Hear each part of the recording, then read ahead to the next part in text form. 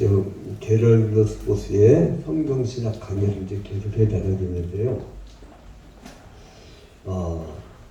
오늘은 그 139쪽의 모세 계시 내용 중에서 잘 보았습니다. 모세 계시의 내용 중에서 1번 애굽으로부터의 구원, 그리고 2번 조직화된 이스라엘과의 언약 체결, 3번 조직의 일반적 성격이 신정 통치라겠죠. 네 번째로는 십계명을 볼 거고, 다섯 번째로는 의식법, 그러니까 그 상징적 모형론적 성격, 즉 제사 드리는 게 예수 그리스도의 피 흘린 사건, 그다음에 신의 임재, 그리고 희생과 정결 의식이라는 세 요소. 그 중에서 1번 애굽으로부터의 구원 이 부분이잖아요. 1번. 그러면 출애굽 구원의 원리들이 뭐냐? 이제 여기에 대해서 우리가 보다가 그 1번까지만 1번까지 없구나. 1번까지 보고 출애굽 사건의 원리.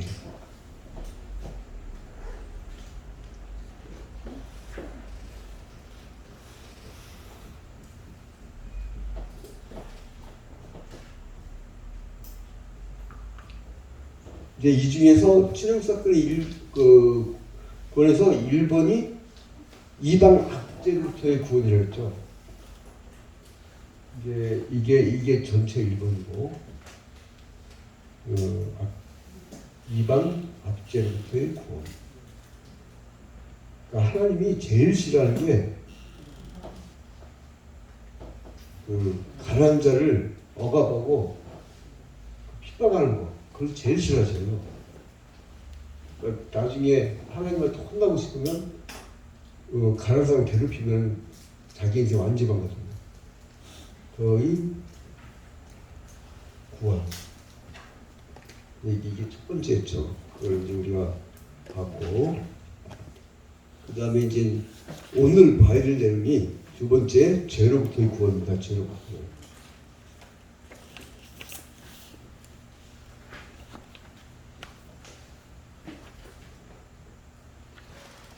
근데 우리가 그 애굽의 역사를 좀 이해를 하고 이제 봐야 되는데, 여기 그 지금 출애굽 사건이 있기까지에 있었던 그 내용들을 이제 보면은, 이 첫 번째로 이 왕조의 흐름을 좀 봐야죠. 왕조의 흐름. 그러니까 애굽 땅에서는 12왕조가 있었고, 이때가 제일 왕성이 때가 있잖아요. 통일왕국이었고 제일 중요했고, 그 다음에 이 왕조들이 13왕조부터 17왕조까지는 굉장히 무력했어요. 그래서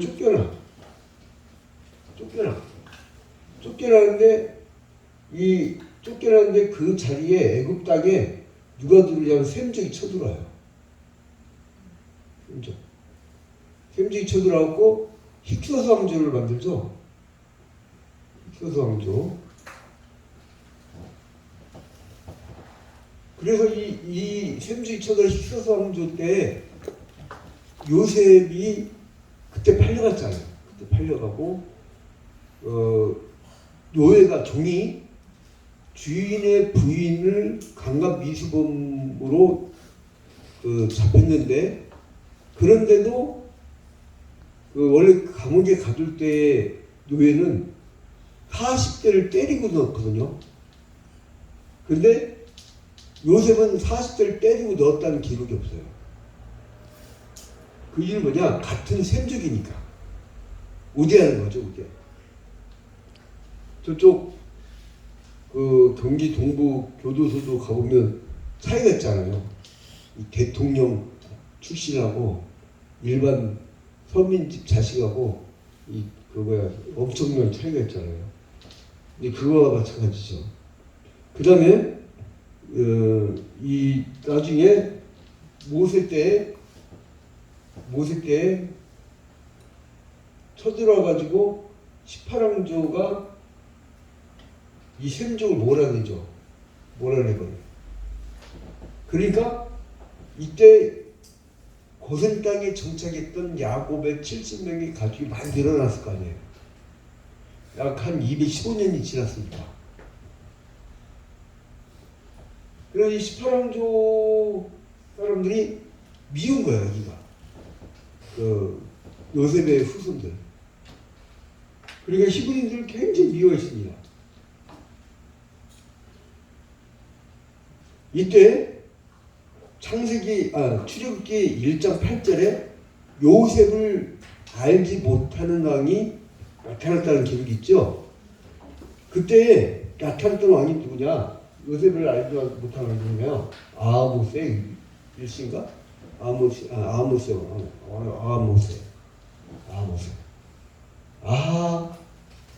모세 왕이 출애굽기 1장 8절에 나오는 요셉을 알지 못하는 새 왕이 나타나게 되죠. 이때 이 아모세 왕이 나타나가지고 독립을 해서 굉장히 미워했어요. 여기서 이제 우리가 봐야 될 게 요셉을 알지 못하는 왕. 이 히브리어의 의미가 요셉을 미워하는 왕. 요셉을 미워하는 왕이라는 그런 뜻이라고 합니다. 이 모세가 참 절묘한 이야기를 갖고 태어나죠.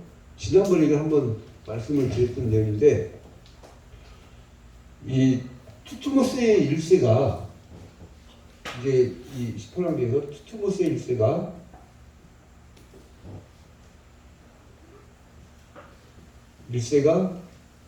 딸이 누구냐면 하세푸스트 왕 공주였어요.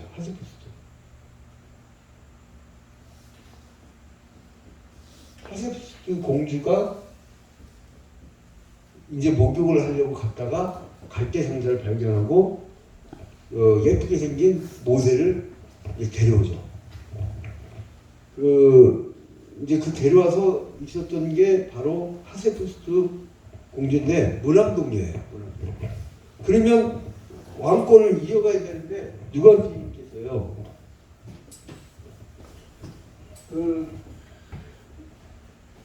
이때 정략적으로 이제 결혼한 게 누구냐면 투투모세 2세인데 이 투투모세 1세의 후공의 아들이 있었어요.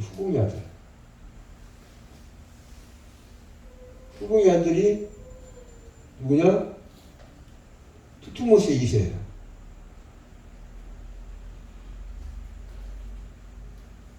이제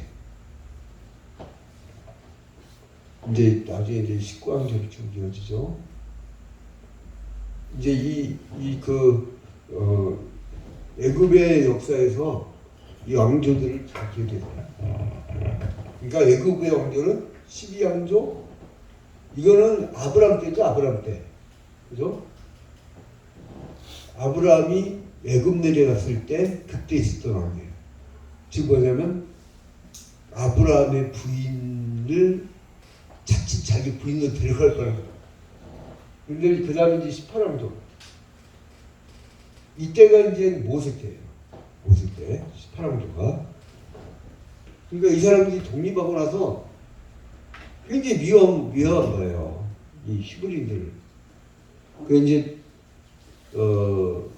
이 투모세 2세가 이제 하세푸스트 공주의 부인 돼가지고 이제 또 후궁의 아들을 키웁니다. 이제 부전자전이라고. 또 후궁이 있었어, 후궁. 예쁜 부인 사이에. 근데 하세푸스트는 밑에 누가 있어요? 모세. 이건 누구예요? 몰래 주워온 자식.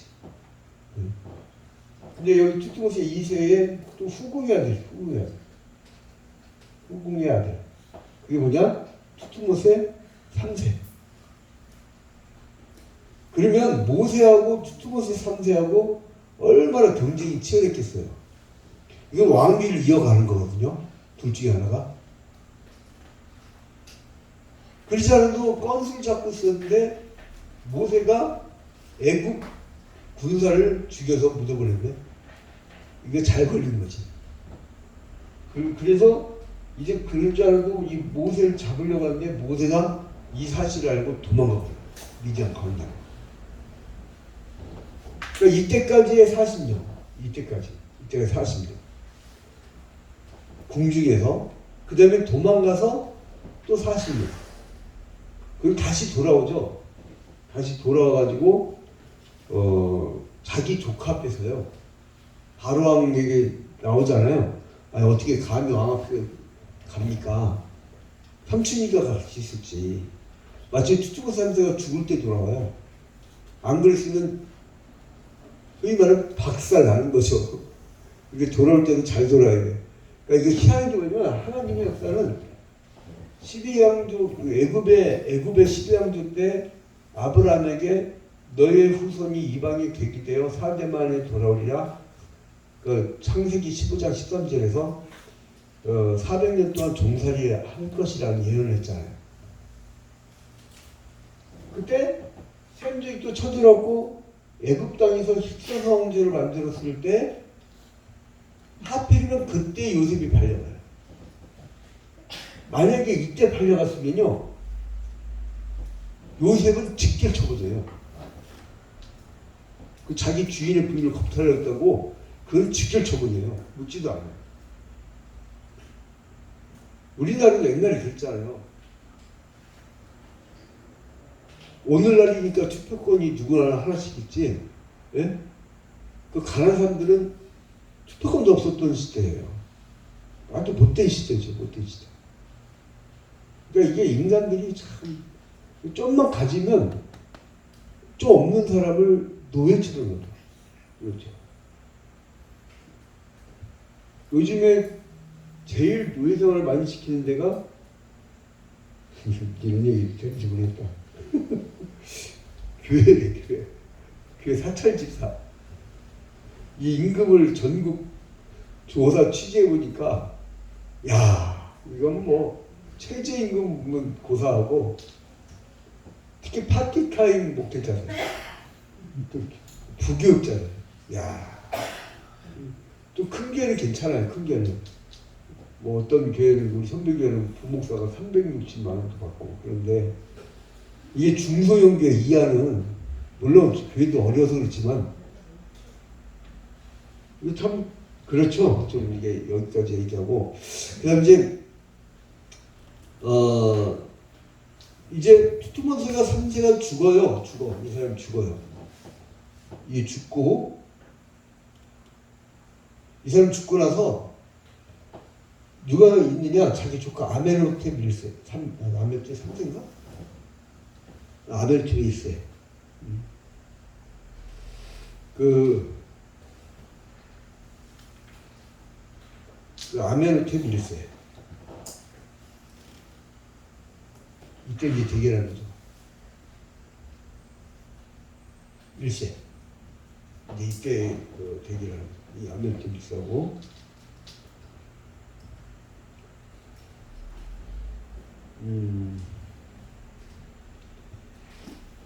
그리고 그 밑에 투투모세 4세가 또 나와요. 투투모세 4세. 이제 이게 그 애굽의 역사인데 그 참 하나님의 역사 절묘한 게 이방에 객이 될 때 요셉이 고난을 겪더라도 죽어버리면 안 되잖아요. 죽지 않게 보호될 수 있는 히소스 왕조가 있었고 그 다음에 이 사람들이 고센 땅에서 야곱의 70명의 가족들이 총리 가문이니까 얼마나 행복했어요. 그러면 핍박이 없었으면 주구장창 애굽 땅이 있었겠죠. 100평짜리 아파트 주고 통장에다 한 1,000억 주고 그냥 편하게 지내서 그러면, 그리고 나서 어느 날 갑자기 하나님이 지시가 떨어졌어. 너는 파키스탄 선교사로 가라. 다 팔고 가라. 가겠어요? 아니 솔직히 얘기하자고. 그래서 사명자는 좀 물질적으로 가벼워야 하나님이 사용하기가 편해요. 가짐이 너무 많으면요, 나도 마음이 불편하고 하나님이 불편해요. 그래서 적당한 거지가 되는 것도 이 사명자의 할 일이다. 그런데 사실은 무소유, 무산자 이런 개념은 기독교적 개념이에요.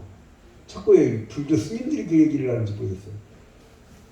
그 사람들은 욕심을 버리는 거지 무소유 개념은 아니에요. 불교 철학의 근본은 욕심을 버리는 거예요. 탐욕을. 자, 이제 근데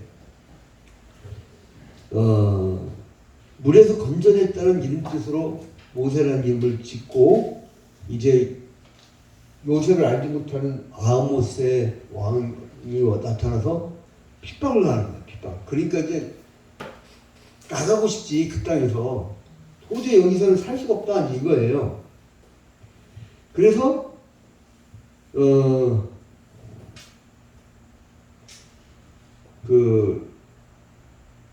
이 사람들이 이제 투투못을 샀을 때 이제 10대 재앙으로 죽었다는 기록이 나와요. 이 사람들 기록에도 투투못 사세가 이 사람들을 뭐라고 하면 10대 재난이라고 표현됐어요. 10대 재난 때 죽었다. 이렇게 써 있어요. 그러면 뭐예요? 이 투투못 사세가 모세의 10가지 재앙 때 마지막 장제 죽음 때 죽어버린 거예요. 자, 그래서 지난 시간에 우리가 끝날 때쯤 출애굽기 12장 12절과 민수기 33장 4절에 그 10가지 재앙이 하나님이 애굽의 모든 신들에게 벌을 내린 거라고 그렇게 이야기를 했죠. 이제 이 배경을 좀 이해를 하고 계셔야 돼요. 배경을. 그래야 이제 우리 수업이 좀 수월해집니다. 그래서 이거는 일부만 지난번에 잠깐 말씀드렸고, 오늘은 좀 더 세부적으로 말씀드립니다. 그러니까 아브라함 때 창세기 15장 13절에서 너의 후손이 이방에 객이 되어 4년 만에 돌아오리라. 야, 하나님은 역사를 펼칠 때 사제의 후손이 뭐예요? 100년 넘잖아요. 거기까지 내다볼 거예요. 응? 제가 여기서 한번 물어봤나요? 김 목사님 고조부 할아버지 이름도 아래를 난 몰라요. 사실 우리 집안은 좋은가 보냐 아닌가 모르죠. 고조부 할아버지도 모르는데 징조부는 모르죠. 저도 몰라요. 듣긴 들었어요. 족보책에 보기도 봤는데 까먹었어. 그러니까 요셉, 아버지 야곱, 할아버지 이삭, 증조부 아브라함. 그때의 이야기죠. 근데 하대만에 돌아가는데, 아무튼 이삭이 400년 동안 종살이 할 거라는 예언을 하는데, 이 힉소스 왕조 때 요셉이 팔려가고, 요셉이 팔려가고, 그 다음에 모세 때, 18왕조 때 이제 출애굽을 하는 거죠. 모세 때. 이제 이게 역사 흐름이에요. 자, 그러면 우리가 지난 시간에는 이방 압제로부터의 구원. 그러니까 하나님이 지금 우리가 7가지가 앞으로 봐야 되잖아요. 쭉 있고 이제 이런 식으로 진도가 나갑니다. 이렇게 이런 식으로. 지난 시간에는 이방 압제부터. 그러니까 하나님은 자기의 백성들이 이방으로부터 압제를 당하는 것을 보지 못해요. 안타깝게 생각하시고 긍휼히 생각하시고 그래서 내 곁에 서서 울며 기도하시는 거예요. 우리가 아플 때. 그래서 이제 우리 괴롭게 하면 뺏긴 놈하고 우리를 괴롭힌 사람을 치는데 근데 내가 쳐버리면 하나님은 그 사람을 도구로 잘 쓰질 않으시죠. 왜냐면 자기 형제가 살아있으니까. 자, 그래서 이제 죄로부터 구원을 보면 이제 이거는 객관적인 면이죠. 객관적 역사. 딱 눈에 보이잖아요. 그죠? 출애굽한 역사 과정. 람세스에 나오고. 죄로부터 구원은 뭐예요? 주관적인 거예요. 이거는 내면적인 거예요. 내면적인 거예요. 그러니까 죄로부터의 구원이라는 것은 지극히 내면적인 것인데 여기에 대해서 두 가지 학설이 있어요. 먼저 어떤 두 가지 학설이 있냐? 두 가지 학설인데 하나는 이 이스라엘 백성들이 애굽에서 물들었다. 애굽에서 물들어가지고 이 사람들이 종교에 영향을 받았다. 그래서 아주 못된 짓을 다 했다. 또 한쪽은 아니다. 이 사람들은 하나님을 섬기는 자세가 있었다. 섬겼다. 이렇게. 그거에 대한 근거로 엘신이라는 표현이 있잖아요. 신이름. 이런 것도 사용했잖아요. 이렇게 얘기를 한 거예요. 그 중에 첫 번째로 하나님에 대한 지식을 잃고 참지식을 잃고 애굽인들의 우상 숭배의 관행에 빠져들어서 그들과 같아졌다는 학설이 있어요. 그게 142쪽에 2번 죄로부터 구원 중에 6째 줄에 보면 17세기 영국 신학자인 요한 스펜서의 이름이 나오죠. 요한 스펜서.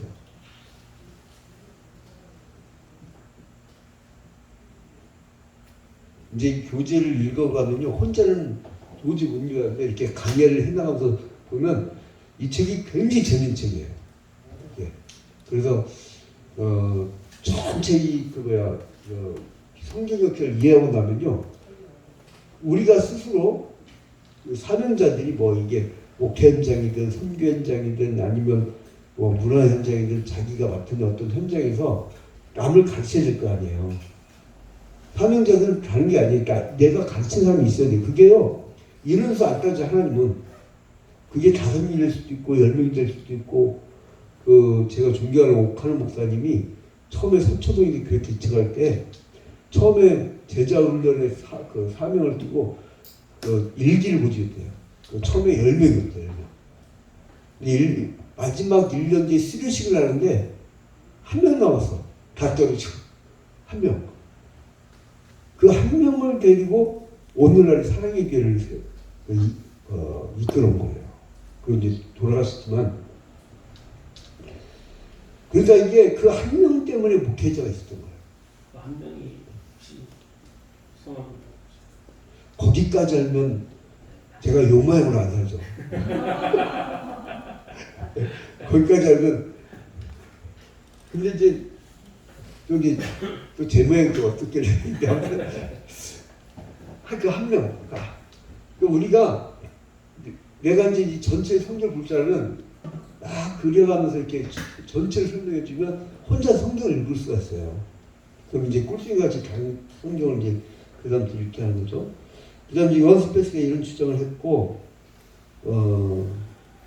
그래서 하나님이 출애굽을 시킨 이유가 애굽 땅에서 우상 숭배한 것을 너무 많이 따라하니까 하나님 백성들을 끄집어내어서 다른 공동체, 다른 장소로 끄집어낸 거다. 거기 있으면 계속 버리니까. 그래서 분리.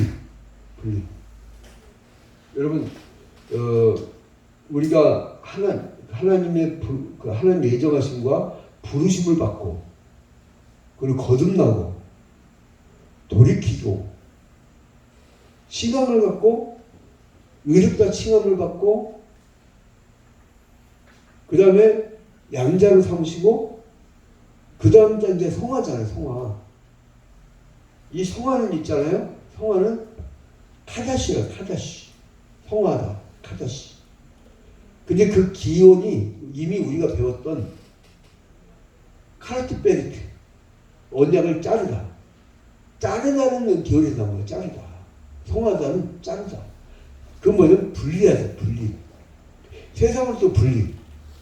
나시리. 여러분 지금 여기 왜 와있죠? 여기 도풍시장 가운데서 이렇게 공부가 되잖아요. 여기 왜 와있어요? 분리한 거예요. 분리. 여러분 왜 우리가 선지동산이라고 하죠?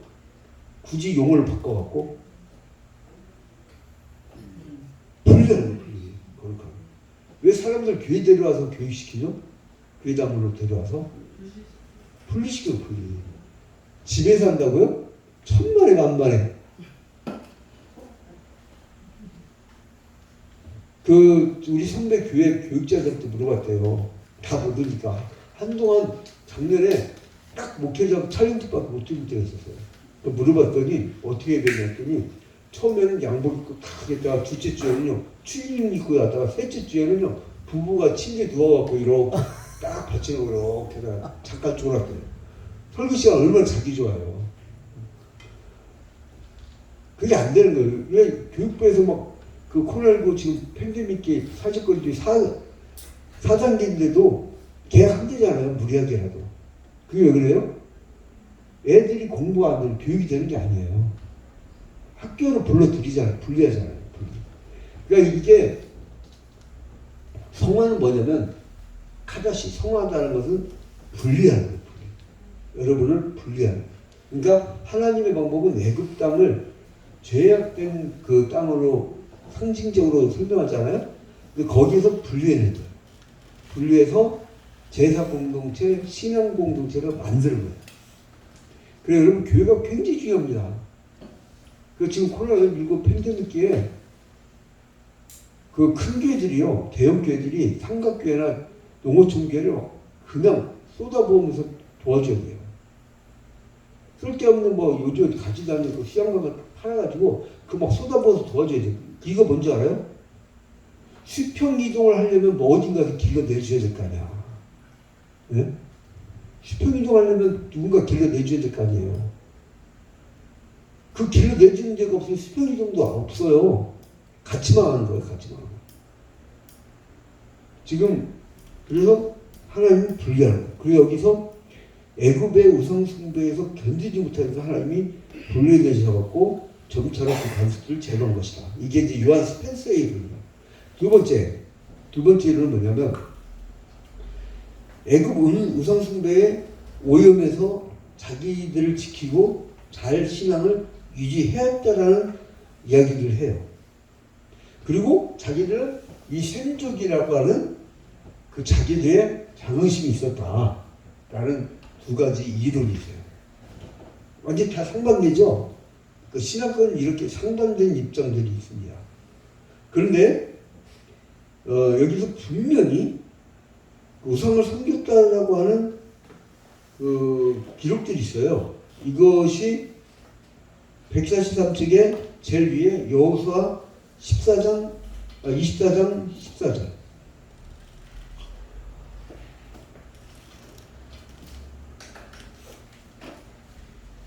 여호수아 24장 14절. 자, 함께 한번 읽을까요? 그러므로 이제는 여호와를 경외하며 온전함과 진심으로 그를 섬기라. 너희의 조상들이 강적족과 애굽에서 섬기던 신들을 치워버리고 여호와만 섬기라. 여호수아가 가나안 땅을 점령하면서 너희 조상들이 강저쪽과 어디서 섬기던? 애굽에서 섬기던 신들을 치워버리고. 그러니까 뭐예요? 그 신들을 출애굽을 하고 40년 광야 생활도 하고 가나안 땅에 들어가서도 갖고 있었다는 거예요. 그걸 치워버리려고 하잖아요. 응? 여러분 예수 믿고 확 바뀌나요? 안 바뀌어요. 저는 나 조금은 바뀌던데. 야, 대단하시네. 아주 신념이 강하시네. 조폭 출신들이요. 예? 주일날 그 당회하다 열받고 막 전 직접 보고 들었어요. 막 열받으니까 조폭 출신 목사가 마음 잡고 신앙생활 해보려고 했더니 그러고도 막 육등 쪄서 개먹 으니까 장로님 쫄아. 맞아. 그게 자기 부하 목사 야 일로 와. 야 누구랑 다 뭐야. 오늘 열받는데 한잔 하자. 실제 그러니까 뭐 무슨 부흥사이라는 말보다고 어디선가 이 유명한 이 깡패 출신 목사하고 또 깡패 출신 목사였어요. 만나자마자 말 같은 주먹 때려 그냥 쓰러지고 뭐 그런 사건 있었잖아요. 그거는 왼바고 있기 때문에 잘 몰라요. 몇 기자들은 봤어요. 완전히 그냥 주먹 한 방 쫙 뻗더만 이미 공개되고 있구나. 괜찮아요. 괜찮아. 근데 누구야 칼바르트 그 양반도 잠깐 외국에서 목회하고 있다가 이분이 뒷마당에서 카도 피우고 싶어하고 담배를 핀 거야. 근데 집사가 시험에 들어갔고 그게 안 나온다고 그러니까 이 사람이 이것도 큰 죄야구나. 그래서 그날로 끊어버렸대잖아요. 그리고 광모 씨 연예인 그분이 목사님이 됩니다. 왜 광모 씨가 달래? 곽규석 목사님이고 달래. 근데 이제 부흥열림도 하고 목이 칼칼하니까 이분이 갑자기 뭐가 생각난 거야. 슈퍼에 들러갖고 택시를 딱 타고 옛날에는 택시에서 이걸 했어요. 뻑뻑 피는데 그 운전하던 그 기사가 목사님 아직 담배는 아직 안 끊으셨나 봐요. 그래 딱 보니까 자기가 선 거야. 그날로 자기가 딱 끊었다는 거예요. 그것도 이 세상 제일 쉬운 게 담배 끊는 거예요. 저는 기관지가 3살 때 죽을 뻔해갖고 저 같은 사람은 아예 태생적으로 없지만은 20대 때 천자라고 있어요. 천자. 네. 친구들이 그걸 가르쳐 주는데 야 천자 이렇게 한 거 아세요? 네.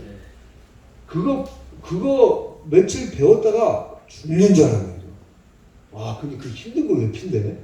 이번에 이렇게 코로나에서 죽은 사람 중에 굉장히 많은 사람들이 뭐 대자수라도 과언이 아니라고 할 정도로 흡연자들이에요. 흡연자들.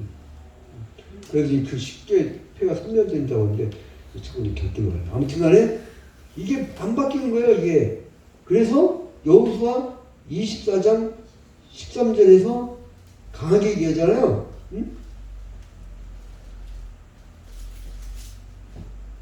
그 24장 14절에서 너희 조상들이 강척족과 애굽에서 그러니까 우리 조상들 섬기던 신들 치워버리라. 그러니까 갖고 있었던 것 계속 출애굽을 하고 광야 40년 생활하고 가나안 땅에 들어가고 그렇게 생활했는데 갖고 있는 거예요. 그러니까 빨리 치워버리는데 요거도 먹고 치워보는 사람들이 있었고 그 다음에 에스겔서 23장에도 명확히 나온다고 하죠. 에스겔서 23장 에스겔서 23장 역사가 흘러 많이 흘러갔고 23장 8절 약 이게 몇 년 정도 흘렀을까? 약 한 500년? 자 이제 8절에 보니까 그가 젊었을 때에 누구와 동침하며? 애굽 사람과 동침하며 그 처녀의 가슴이 어루만져졌으며 그의 몸에 음란을 쏟음을 당한 바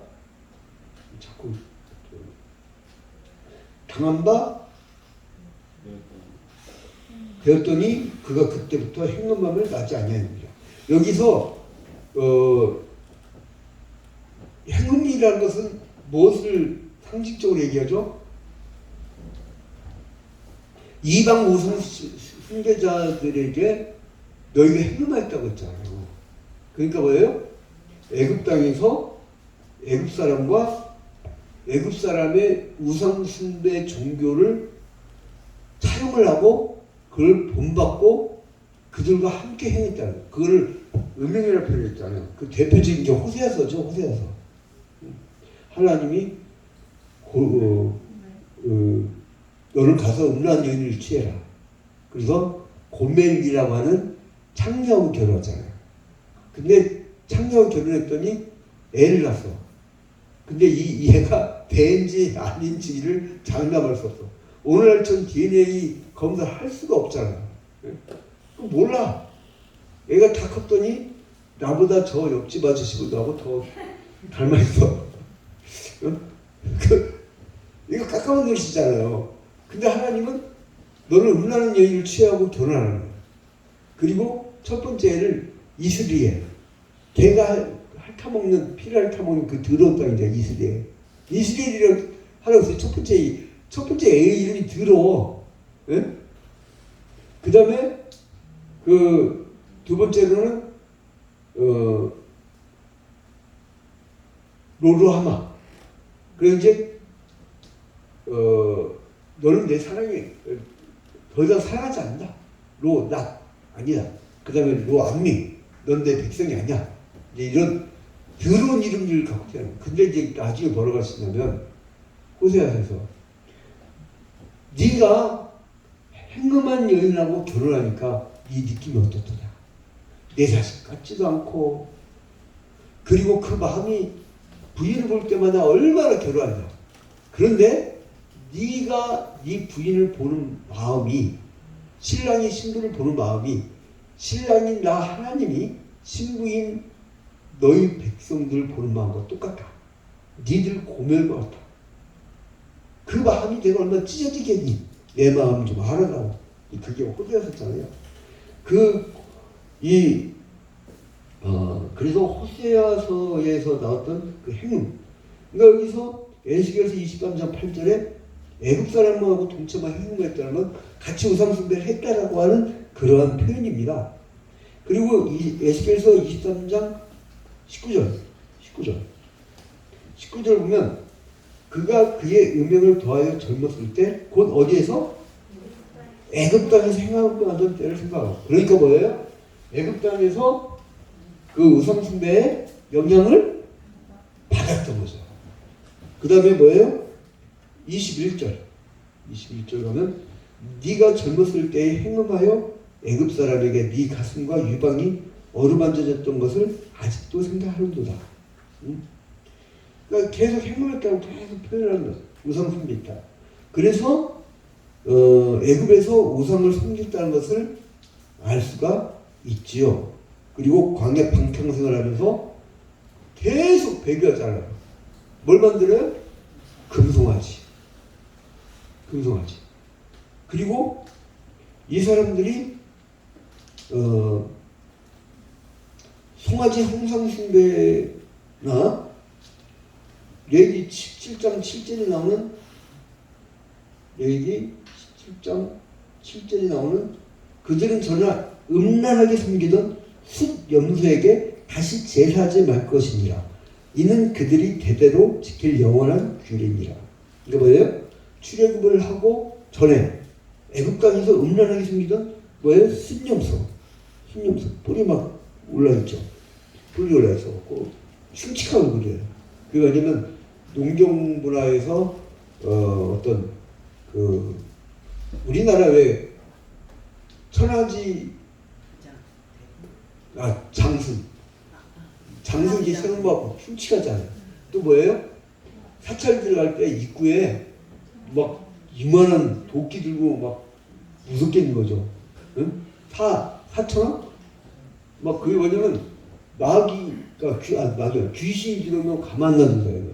그래서 막 신념상이 굉장히 흉측했나 봐요. 그래서 귀신들을 쫓아낼 수 있는 마귀를 숭배하는 거예요. 마귀. 실제로 미국에서도 그게 있잖아요. 마귀 숭배 사상. 참 희한한 사람들이에요. 기한 숭배하려면 천사 숭배 사상도 잘못된 이단이지만 어떻게 마귀를 숭배할 수 있어요? 할로윈 파티인가요? 네? 할로윈 데이 하잖아요. 네. 10월 10일 날. 네. 그게 귀신들의 축제 같은 거 하잖아요. 네. 그게 그 미국의 그런 사상인가요? 뭐 그러겠죠 아무래도. 네. 근데 그런 게 좀 잘 모르니까. 잘 모르니까. 그래 아무튼간에 송아지 형상 숭배라든가 이 마귀 숭배 사상 이게 애굽에서 출발한 것이다라고 얘기합니다. 자 그러면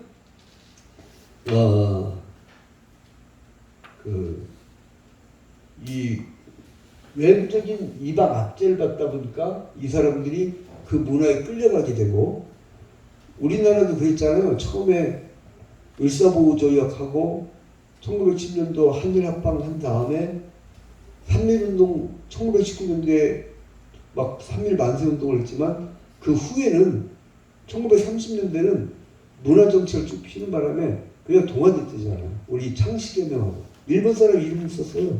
창씨개명하고 국어가 일본어가 되고 그리고 그때 당시 제가 명지대 그 이춘기 그 교수 그 사람들이 권사님들이에요. 근데 그분들이 일제시대 때 동경대학에 유학을 갔다 왔는데 자기들이 식민지 아닌 줄 알았대요.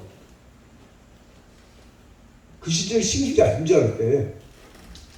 그리고 동경대 유학 갔다 오면 아주 최고의 지성인으로 굉장히 대우를 받고 그래서 잘만 살아온 거야.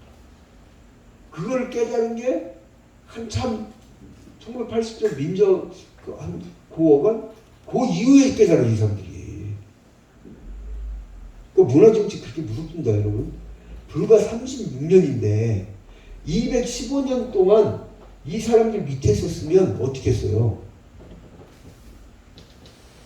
215년 동안 여러분 215년이면 여러분들 밑으로 215년 누가 존재할지도 몰라요. 아니 자기 집안 215년 전 사람도 모르는데 나 고려가 할아버지 이름을 모른다는 게 참 수치스러운 거예요 저도. 자 그리고 그래서 이제 애굽인들이 그렇게 압제를 하면서 자기들의 문화 정책을 이렇게 그 융화 정책을 펼쳤었는데 그런데 이 애굽인들을 어떻게 볼 것이냐? 어떻게 볼 것이냐? 이 나쁜 놈들 마귀석이 위태하기는 좀 약간 그렇고 뭐냐면 하나님이 창세기 15장 12절에서 아브라함한테 너의 후손이 이방인 되기 대 사대만의 성질이라 사대만이 돌아오리라 그 다음에 400년 동안 종살이한다는 그 예언 그 말씀대로 이 사람들이 쭉 살았잖아요.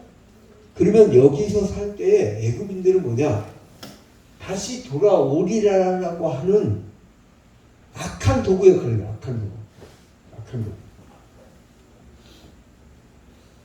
그러니까 하나님의 뜻을 실현할 때 우리에게 그냥 마치 그 마법의 양탄자타고 그냥 전도양양하게 쭉 그 스토리로 가져가지 않고 우리를 막고 우리를 어렵게 하고 우리를 힘들게 하는 어떤 존재가 나타나.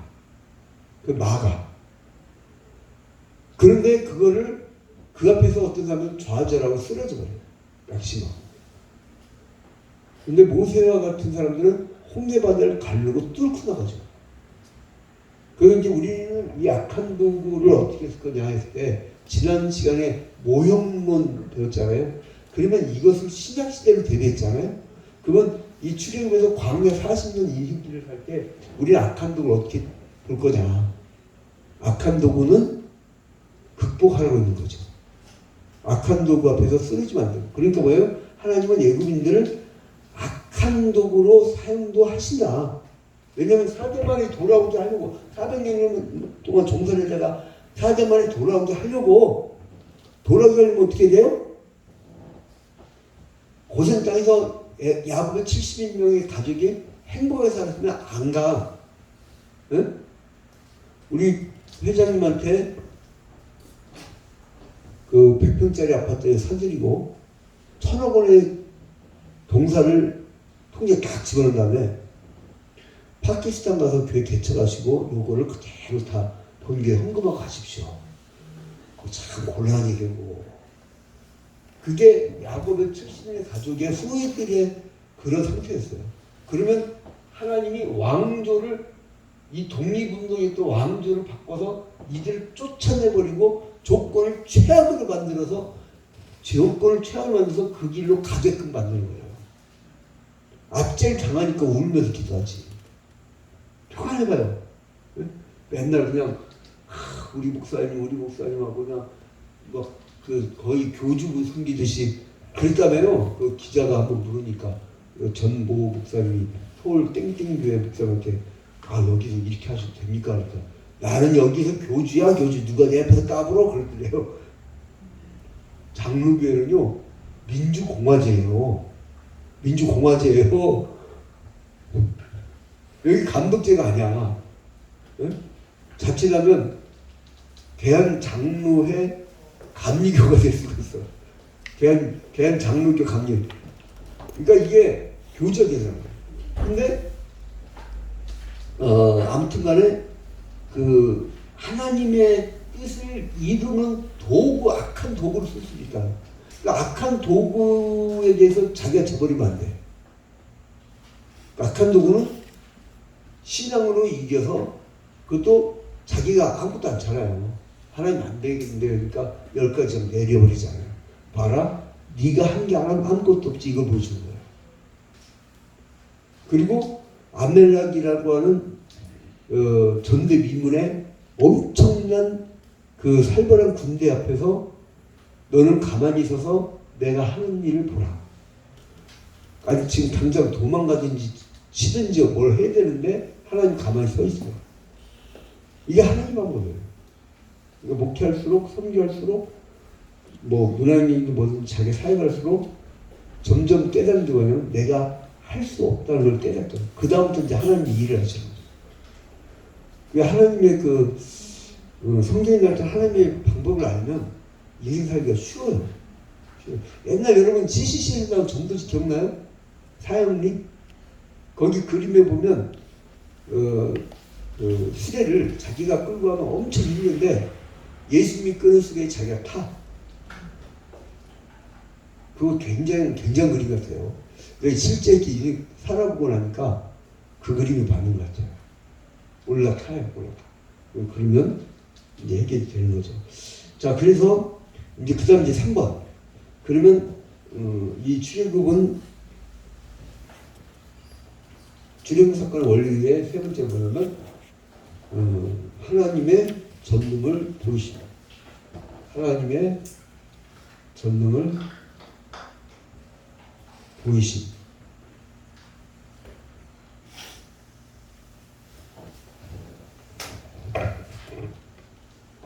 자, 이 구원의 방법은 뭐였느냐? 신의 전능을 보여주었다. 이것을 출애굽을 한 다음에 이제 143쪽에 3번 하나님 전능을 보이심 이걸 강의를 해드리면 이제 셋째 줄에 출애굽기 15장에 그 모세의 시를 소개하고 있죠. 출애굽기 15장의 노래. 노래라고 하는데 여기서 이제 출애굽에 대한 해석을 하면서 이 누가 했냐 이거예요. 누가 했냐. 이 문제에 대해서 주어의 문제죠. 6절에 여호와여 주의 오른손이 권능으로 영광을 나타내시니라. 여호와여 주의 오른손이 원수를 부수시니라. 출애굽을 하고 나왔더니 주의 오른손이 이것도요. 하나님의 오른손 왼손이 있어요 없어요? 없죠. 그죠? 근데 인간들한테 어떻게 표현할 길이 없어. 이게 성경이라는 게 그거예요. 계시는 했는데 인간한테 표현할 길이 없어요. 하나님을. 그래서 어쨌든 간에 뭔가 막 강력한 힘이 확 뭐를 주의 오른손이라고 의미적으로 표현한 거죠. 이거 괜히 막 문자적으로 해서 사람들은 진짜 이 구절을 막 저기 막 너무 맹신해갖고 자기가 오른손 하나님의 오른손을 확 잡고 다니는 것 같아. 이렇게 느껴. 그러면서 이제 물론 그것도 좋아요. 왜 그렇게라도 느껴야지. 그렇게 느껴야지. 근데 우리들 보면은 주의 오른손이 꽉 잡고 그잖아요. 악한 도구를 세워서라도 내가 안락하게 살 수 있었던 것을 하나님이 딴 길로 가게 하잖아요. 어쩔 수 없이 끌려다니는 분들 계실 거예요. 내가 이 길이 아닙니까? 그래서 그것도 축복입니다. 자, 그래서 주의 오른손이 권능으로 영광을 나타내십니다. 여호와여 주의 오른손이 원수를 부수시니이다. 이렇게 찬양을 하고 있죠. 그 다음에 15장 7절 바로 이어서 주께서 주의 오른손으로 주를 거스르는 자를 엎으시니이다. 주께서 주어가 주님이죠. 자, 주께서 진노를 받으시니 그 진노가 그들을 짚으리와 같이 사르니이다. 이때요, 왜 주님을 거스르겠어요? 힘이 막강하니까. 하나님은 두 가지 길을 처음부터 주셨잖아요. 하나는 생명을 주는 나무, 생명나무. 동산, 예전 동산 한가운데 생명나무. 여기에서 공급받으면 살아. 근데 사람들은 선악을 알게 하는 나무 실과를 더 가르치세요. 먹지 말았거든요. 먹지 말았는데 굳이 의존하셨어요. 왜요? 하나님만 쳐다보는 것이 싫어. 자기도 그 위치에 있고 싶어. 그래서 자꾸 자기를 드러내는 것이 그 교만이 패망의 선봉입니다. 자꾸 자기를 드러내는 거.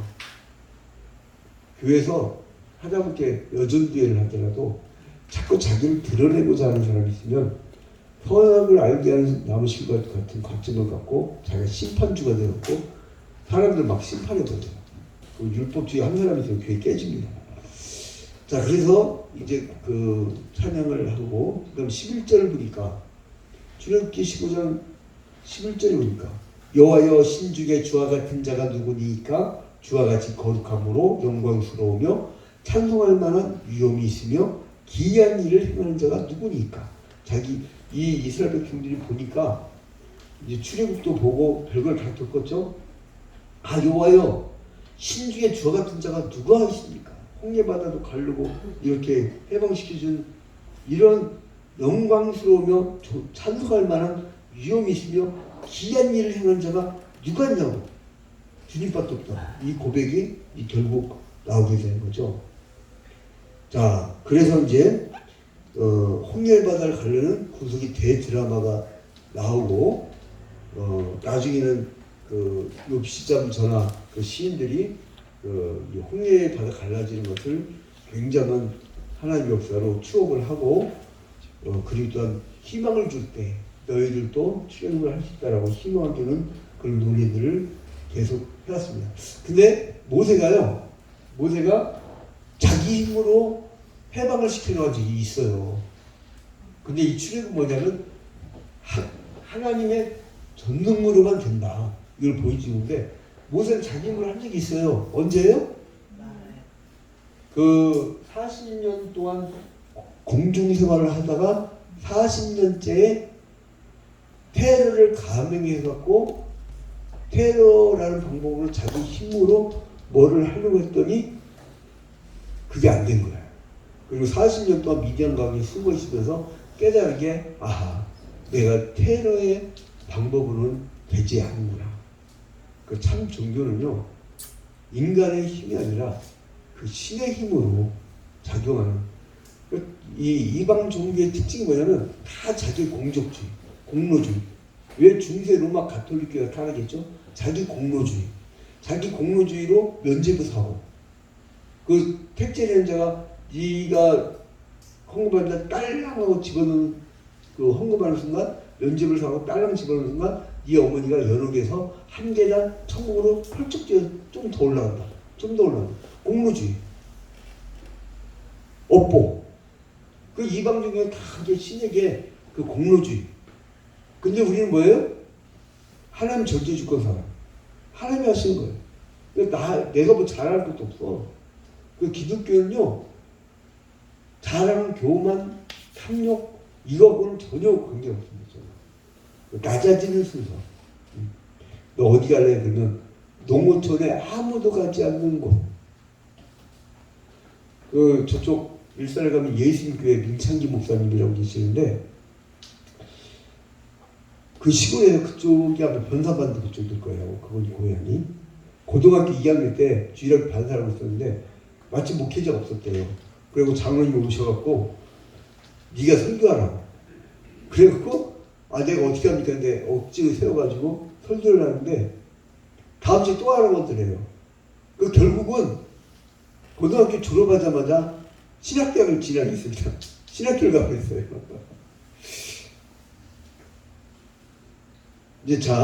그래서 이제 자기가 하려고 할 때는 안 됐지만 하나님이 했을 때는 성공을 했다. 그래서 모세는 이전과의 정반대되는 정신을 갖고 자기가 부적절하고 자기가 안 되는 존재이고 자기는 무능한 존재인 것을 깨달을 때 하나님이 사용하셨다. 그래서 그때 하나님은 뭐라 하냐면 모세가 나는 도저히 못하겠는데요. 주님 내가 말도 못하고요. 내가 아는 것도 없고요. 나는 할 수가 없어요. 하나님 아시잖아요. 그러니까 하나님이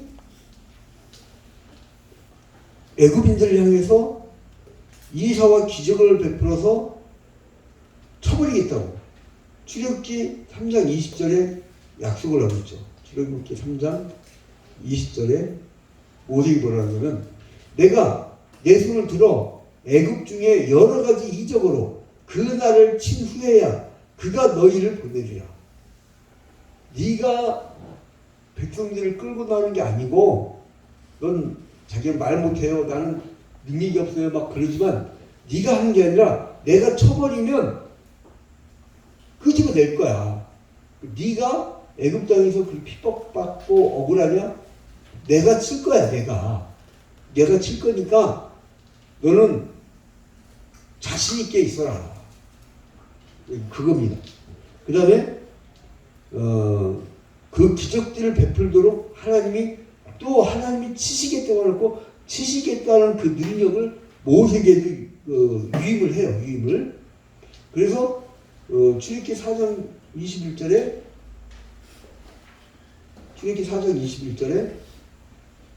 여호와께서 모세에게 이르시되 네가 애굽으로 돌아가거든 뭐예요? 내가 누구에게? 그렇죠. 이 손에 준 뭐를? 이적을 바로 앞에서 다 행하라. 그러나 내가 그의 마음을 완악하게 한즉 그가 백성을 보내주지 아니하리니. 또 막히냐. 그러니까 뭐냐면 하나님이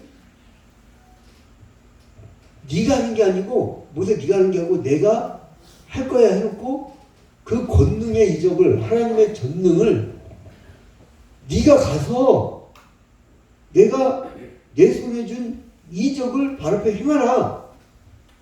그럼 뭐예요? 권능을 너희 손에 모세 손에 주겠다고 약속하신 거예요. 구약과 신약은 비연속성도 있지만 연속성도 있죠. 제사 같은 건 끝났어요.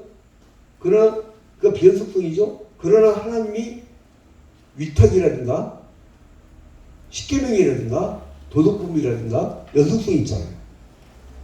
그럼 뭐예요? 오늘날도 승천하셔서 하늘 보좌 우편에 앉아 계신 우리 예수 그리스도께서 그의 영으로 예수 그리스도의 영, 즉 진리의 영, 진리의 말씀의 영, 성령으로 우리와 함께 하시잖아요. 그게 신비적 연합이죠. 그리스도와 신비적 연합. 그러면 우리에게 그 권능을 주셨어요. 그건 뭐예요? 우리가 나사렛 예수 그리스도의 이름으로 명하니 마귀야 물러가라. 그거를 목회자들이라든가 사명자들에게 부탁을 하시고 부탁을. 그래서 강하게 싸울 수가 있는 그런 거예요. 그렇다고 열받는다고 남편 앞에서 이 마귀야 나사렛 예수 그리스도 이런 명하니 사탄을 불러가라 이러면 어떻게 돼요? 잿더리 날아와요. 그거는 안 되고 또 지혜 있게. 왜 요즘 기독교 로고도 보면 들어보면 다 맞는 말이에요. 괜찮은 말이에요. 근데 품이 없게 막대기 막 그냥 지혜롭지 않게 말해서 그래. 응? 같은 말인데 왜 그렇게 쌍스럽게 하는지 아주 주일날 광장으로 쏟아지는 목사님들 다 끌어다가 대목사를 끌어다가 교회에다 다 집어넣고 싶어요. 아주. 좀 가톨릭은 더 보수적으로 해요. 가톨릭은 똑같은 얘기를 해요. 같이 합니다. 같이 저항하고. 근데 소리가 없잖아. 성당 안에서 조용히 얘기한다고. 아 이거 어떻게 해? 아유 가끔 그냥 제가 여기는 강단이기 때문에 지금 수업 시간이라 여기까지. 자 이제 그래서 위임을 하셨어요. 모세에게 모세 손에 권능을 주셨고 또 하나님은 이스라엘을 편팔과 큰 재앙으로 구속하실 것이라는 말씀을 하십니다. 자 출애굽기 6장 6절 이걸 한번 같이 읽어볼까요? 출애굽기 6장 6절. 자 함께 한번 읽어볼까요? 시작. 그러므로 이스라엘 자손에게 말하기를 나는 여호와라. 내가 애굽 사람의 무거운 짐 밑에서 너희를 빼내며 그들의 노역에서 너희를 건지며 편팔과 여러 큰 심판들로서 너희를 훈련하여. 이스라엘 자손에게 나는 여호와라. 그러니까 그 전까지는 창세기 1장 1절에부터는 엘로힘 창조의 신. 그런데 여기 출애굽을 한 다음부터는 야훼가 등장하죠. 여호와 스스로 있는 자. I am who I am. 나는 스스로 있는 자. 근데 그 야훼가 나는 야훼야. 나는 스스로 있는 존재인데 내가 애굽 사람의 무거운 짐 밑에 너희를 빼낼 거야. 그 이유가 뭐냐? 하나님이 창세기 15장 13절에 아브라함에게 언약했던 것에 대한 실현이에요. 실현. 그 실현을 하려다 보니까 출애굽기 1장 8절 요셉을 알지 못한 왕이 나타나서 아모스의 왕이 나타나서 막 목사를 들고 그 무거운 짐 밑에서 너를 빼내며 그들의 노역에서 너를 건지며 편팔로 여러 심판들로서 너희를 속량하여. 심판 10가지랑 막 강하게 내리죠. 근데 바로가 그냥 내보내요? 그냥 패겨. 이 사람은 악에 공인된 대행자야. 아까 무슨 도구라고요? 악한 도구. 그러니까 하나님의 뜻을 실현하기 위해서 여러분이 이쪽 길로 가는데 A라는 길로 가는데 그 길로 못 가게 하기 위해서 하나님이 악한 도구를 사용할 수가 있어요. 눈물 나게 뒷말하고 정말 가슴 아프게 얘기하고 나의 앞길을 받고 도저히 견딜 수 없는 인격적 모욕을 당하는데 그게 또 다른 하나님의 그 구원의 계획의 길이란 말이에요. 악의 계획자. 여러분 만약에 악의 계획자 잘해줘봐요. 월급을 연봉 막 한 2억 5억씩 줘봐.